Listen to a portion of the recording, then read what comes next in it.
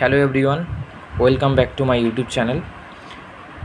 আজকে আলোচনা করব যে জেড 2025 প্লাস ডট এই যে একটা রিং, এর কতগুলো সাব রিং আছে, কতগুলো সাব গ্রুপ আছে, কতগুলো আইডেম্পটেন্ট এলিমেন্ট আছে, কতগুলো নীলপোটেন্ট এলিমেন্ট আছে, কতগুলো আইডিয়াল আছে। তো খুবই সহজ।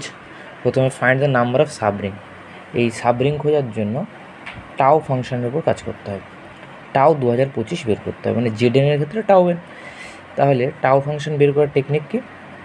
প্রাইম ফ্যাক্টরাইজেশন করো। ওপরে যে পাওয়ার এসছে এখানে দেখো 5-এর পাওয়ারে 2 আছে, তাহলে এখানে পাওয়ারের সাথে 1 যোগ, গুণ 3-এর পাওয়ারে 4 এসছে, এই পাওয়ারের সঙ্গে 1 যোগ, তাহলে এখানে দেখো 3 আর এখানে 5, তাহলে টোটাল 15টা সাবরিং আছে। ঠিক আছে, এবার দেখো আমরা শিখবো find the number of sub group. এর কতগুলো সাব গ্রুপ আছে।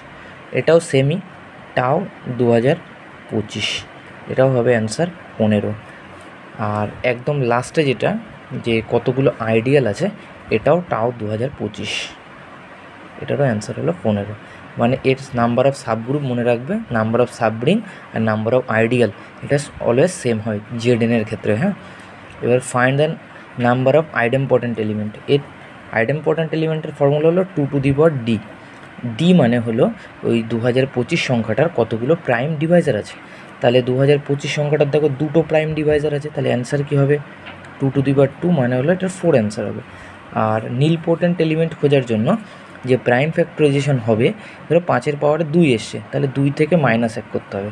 3-এর পাওয়ারে 4 এসছে, 4 থেকে 1 কমাতে হবে, মানে এরকম যে 5⁴ -1 ইন্টু 3⁴ -1, তাহলে এখানে 5 আর এখানে 3-এর কিউব, তাহলে 5 গুণ এখানে আসছে 27, তাহলে টোটাল হচ্ছে 135, তাহলে এটা অ্যান্সার হবে 135। তাহলে জেডএনের ক্ষেত্রে কী শিখলাম? জেডএনের ক্ষেত্রে number of সাবরিং, number of subgroup, number of ideal হয় টাও এন।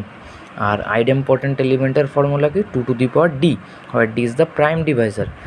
আর নীলপোটেন্ট এলিমেন্ট বের করতে গেলে প্রাইম ফ্যাক্টরাইজেশন করে জাস্ট পাওয়ারে তখন আবার এক এক করে কমাতে হবে, কমিয়ে যেরকম আছে সেইগুলোই সব কটাই লিখতে হবে, যতগুলো প্রাইম ফ্যাক্টরাইজেশন হবে।